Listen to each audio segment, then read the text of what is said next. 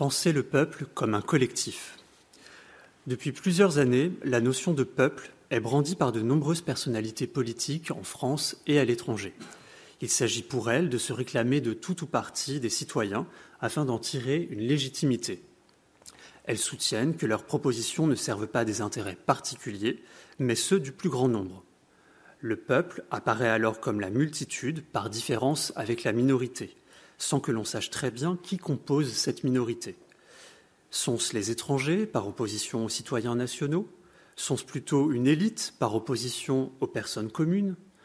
Sont-ce encore les dirigeants ou les dominants par opposition aux dirigés et aux dominés? Nul ne le sait très bien, et ce flou n'est pas sans intérêt pour élargir le cercle des personnes persuadées d'être ainsi représentées par l'orateur ou l'oratrice qui se réclame du peuple. Cette multitude reste bien vague. Le problème est-il seulement celui d'une définition? Si c'était le cas, cela n'intéresserait guère que les philosophes et les politologues. Si l'on peine à définir ce qu'est le peuple, n'est-ce pas plutôt un problème ontologique, c'est-à-dire une question d'être et d'existence? Si la définition du peuple est si difficile à fournir, n'est-ce pas parce que le peuple n'existe pas? Ce ne serait qu'une entité nominale, extraite des traités de philosophie politique, ceux de Rousseau par exemple, pour décrire l'idée que le peuple souverain peut nommer des représentants qui exerceront en son nom le pouvoir politique. Le peuple serait peut-être une entité historique qui a mené des révolutions, mais qui aujourd'hui n'existerait pas réellement. Il serait désormais introuvable.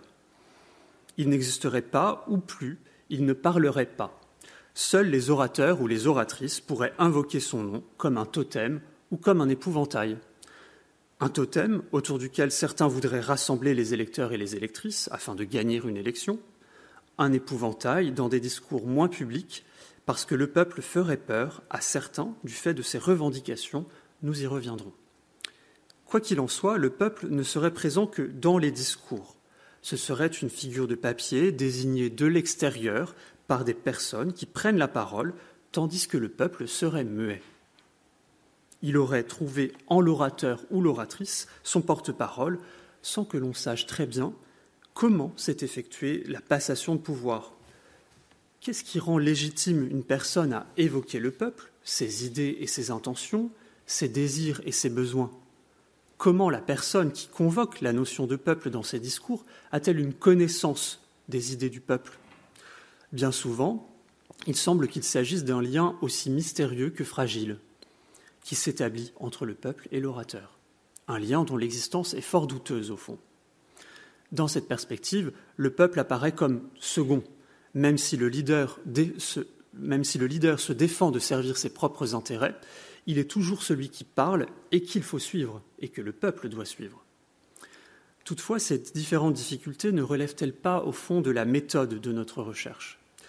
Jusqu'ici, nous avons abordé la notion de peuple et son usage dans les discours. Or, ce peuple dont il est question, est-il vraiment celui qui existe? Autrement dit, le mot « peuple » ne masquerait-il pas la réalité? Plutôt qu'une recherche définitionnelle qui aurait pour origine l'emploi du mot « peuple », il nous semble plus efficient de mener une recherche ontologique sur l'existence du peuple. Soit nous avons abordé la voix du peuple telle qu'elle s'exprimerait par la bouche d'un ou d'une représentante. La difficulté est alors non pas de nier la possibilité au peuple de parler, d'avoir des idées, mais de savoir comment il peut s'exprimer. Or, comme la seule solution qui apparaît est une expression externe qui risque fort d'avoir sa propre autonomie, la voix du peuple serait alors ignorée. Plutôt qu'une recherche sur l'expressivité du peuple, sur sa capacité à parler, il faudrait plutôt se tourner vers sa capacité d'action. Je propose donc de mettre l'action au principe de l'existence du peuple et de considérer que le peuple ne peut exister que s'il agit. Il faut alors tenter d'interroger la nature de cette action pour comprendre ce qu'est le peuple. Pour mener ces deux axes de notre recherche, je propose d'abord d'examiner si le peuple peut constituer une totalité, de telle sorte que les membres qui la composent ne sont que les parties d'un tout. Une telle compréhension pose des difficultés, et c'est ce que je vais montrer dans la première partie de cette communication. Il faut plutôt considérer le peuple comme un collectif, et j'emprunte cette notion à Jean-Paul Sartre dans La critique de la raison dialectique, un ouvrage qu'il a publié en 1960. Ainsi, cette communication me donne l'occasion de reprendre des analyses écrites pour un article publié dans le 2e numéro de 2022 des Archives de philosophie, mais de les orienter vers ce nouvel objet qu'est le peuple, dans une démarche de philosophie politique. L'œuvre de Sartre me permettra de distinguer le collectif qui forme une série et celui qui constitue un groupe. Ce faisant, après Sartre, je placerai l'action au principe du groupe, qu'est le peuple, et je pourrai ainsi interroger la participation des agents, c'est-à-dire des personnes qui agissent, dans ce groupe particulier. Ce sera la deuxième partie de ma communication. Enfin, dans une dernière partie, je montrerai qu'une telle compréhension du peuple comme groupe engage une nouvelle conception de la démocratie et de la politique portée par le peuple. Première partie, le peuple n'est pas un organisme, c'est un collectif. Dans son ouvrage intitulé L'Action, Maurice Blondel soutient que le corps social n'est pas la somme de volontés arbitraires, je le cite. La difficulté est alors de savoir comment la conscience collective peut exister et comment elle irrigue la pensée de chaque membre du corps social. Blondel soutient qu'elle paraît d'abord dans la tête de l'organisme politique avant qu'elle ne se répande par tout le corps. Cette perspective, je crois, pose deux problèmes. D'abord, celui de la tête du corps social, je n'y reviens pas, mais il ne va pas de soi que la tête, entendez le porte-parole ou le leader, partage bien les intérêts et les intentions du corps. Ensuite, le problème est que tout organisme survit à la disparition de son activité, ce qui signifie que si le peuple est un organisme, il pourrait continuer d'exister même s'il n'agit plus. Il pourrait rester inactif, dans l'attente. Et l'on voit alors le risque oligarchique poindre. Une classe politique dirige seule le corps social désuni. Il faut pourtant prendre acte du caractère désuni du peuple. Si les personnes qui le composent forment bien un collectif, celui-ci peut être compris comme une série, au sens que Jean-Paul Sartre propose dans La critique de la raison dialectique. La série est une structure sociale dans laquelle des personnes réalisent la même action parce qu'elles ont un rapport aux mêmes choses. Les individus sont présents à la même situation, mais séparés. C'est une pluralité de solitude et nullement une unité. Chacun poursuit ses propres objectifs, mais n'a pas conscience d'appartenir à un collectif de personnes qui ont les mêmes objectifs et les mêmes comportements. Ainsi, par exemple, une partie importante d'une population peut regarder les informations à la télévision et se plaindre le soir de la montée des prix du carburant. Tous et toutes font la même chose, mais chacun le fait chez lui ou chez elle. Parfois, ces personnes peuvent se rassembler en un même lieu, par exemple, quand toutes les personnes suivent la même mode, celle d'aller à la plage durant les vacances d'été, par exemple. Ces personnes constituent alors un rassemblement, mais le groupe n'est toujours pas structuré, et le nombre des participants à ce collectif est contingent. Les membres sont tout à fait interchangeables. S'il y a une unité à ce collectif, elle n'est que passive, constituée par l'objet ou le lieu qui est l'élément rassembleur. Dès lors que les agents sont atomisés dans la singularité de leur situation, l'unité de ce collectif est rigide parce qu'elle empêche toute prise de conscience interne de ce collectif. Un tel collectif ne se constitue nullement comme un peuple, pas plus que le corps électoral qui est appelé à voter de temps en temps pour des représentants qui exerceront des responsabilités institutionnelles. En effet, les votants sont toujours seuls devant leur télévision durant les débats, seuls devant leur journal à lire des analyses politiques, et finalement seuls dans l'isoloir, qui porte bien son nom puisqu'il isole des autres citoyens. À aucun moment, les votants ne se retrouveront pour discuter des programmes, pour les évaluer. Ne cherchons pas du côté des meetings politiques, ils réunissent peu de personnes et sont désormais de grands shows durant lesquels les orateurs se succèdent à la tribune, ou alors ce sont des réunions publiques durant lesquelles les citoyens peuvent certes s'adresser aux candidats, mais sans droit de réponse et surtout sans concertation avec leurs concitoyens. Bref, jamais les votants ne deviennent le peuple uni. Pourtant, les membres de ce collectif partagent des situations analogues, si ce n'est identiques. Leurs conditions sociales et économiques d'existence se ressemblent et les rassemblent. Mais faute de partager réellement des intentions, c'est-à-dire de les évoquer ensemble, de projeter ensemble, de modifier leur situation, chacun et chacune reste seul et le peuple est commandé en extériorité. Comment alors le peuple peut-il s'unir ? Pour le comprendre, il ne faut pas en rester à des considérations abstraites sur cette réalité. Le peuple ne s'unit pas de lui-même par le simple décret des volontés. L'individualisme qui caractérise nos sociétés est un obstacle difficile à surmonter. C'est en cela que les théoriciens politiques qui invoquent une unité du peuple pour la participation au pouvoir politique peinent à mobiliser qui que ce soit pour une participation réelle. Pour comprendre l'unification du peuple, il faut trouver un véritable moteur, et c'est le deuxième temps de mon analyse, quelque chose qui soit capable de déplacer les intentions et de les faire converger. Cette perspective nous amène à penser le peuple non comme des individus abstraits, mais comme des organismes qui ont des besoins. S'il est vrai que le besoin est individuel et ne saurait être par lui-même un moteur d'intégration, il est pourtant un des éléments essentiels à l'unification. Pour que celle-ci ait lieu, il faut donc deux autres conditions. D'une part, il faut que le besoin soit ressenti comme commun, et d'autre part, il faut que les membres projettent des objectifs communs pour combler ce besoin présent chez chacun, mais vécu singulièrement. Comment passe-t-on alors de la série au groupe tel que Sartre le conceptualise ? Il faut que les individus agissent en commun et découvrent que leurs intentions sont communes. Notez bien que ce n'est pas d'abord par le dialogue que les individus se réunissent, mais par l'action qui démarre dès que les intentions sont partagées. L'exemple que Sartre utilise est celui de la Révolution française de 1789. Les individus subissent les mêmes conditions de danger à Paris et chacun, ressentant le danger, décide de s'armer. Le groupe n'existe pas encore, mais les individus ont quand même agi de façon commune. Ils découvrent a posteriori leur action comme celle d'un groupe. On comprend ainsi que le peuple ne constitue le collectif particulier qu'est le groupe que par son action. Les membres n'ont nullement besoin d'un chef pour se réunir.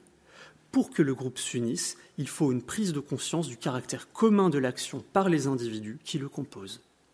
Il faut à la fois participer à l'action, imiter celle des autres et dans le même temps opérer la synthèse des actes des autres avec les siens. Chaque membre du groupe opère une telle synthèse et ainsi s'intègre au groupe.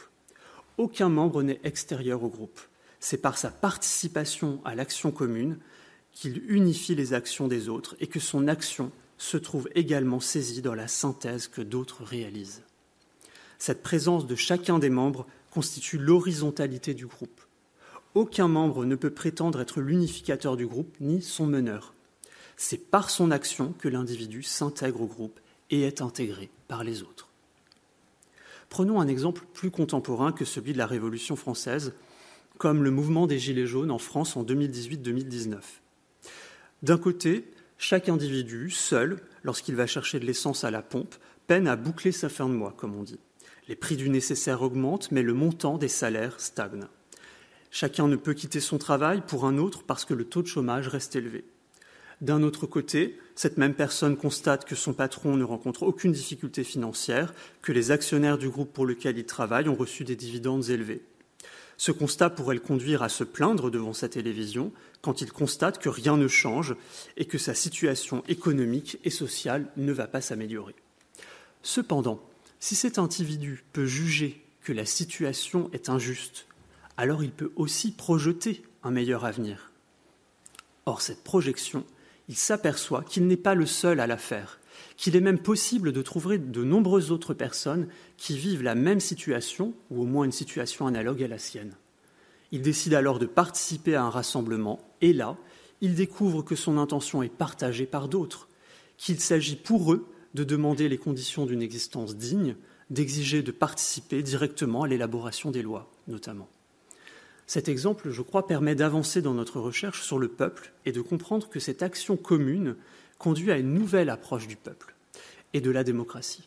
Mais avant de l'envisager, il faut remarquer que le peuple, après avoir agi, après s'être rassemblé, par exemple, durant ce mouvement, risque fort de se désunir et de se diviser.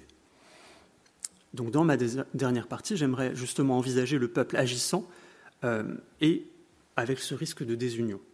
La difficulté qui apparaît est celle de savoir si l'unanimité du groupe peut être maintenue d'une part, et d'autre part, si cette unanimité ne risque pas de se faire au détriment de certaines minorités qui ne parviendraient pas à faire entendre leur intention particulière, leur demande d'égalité dans la différence.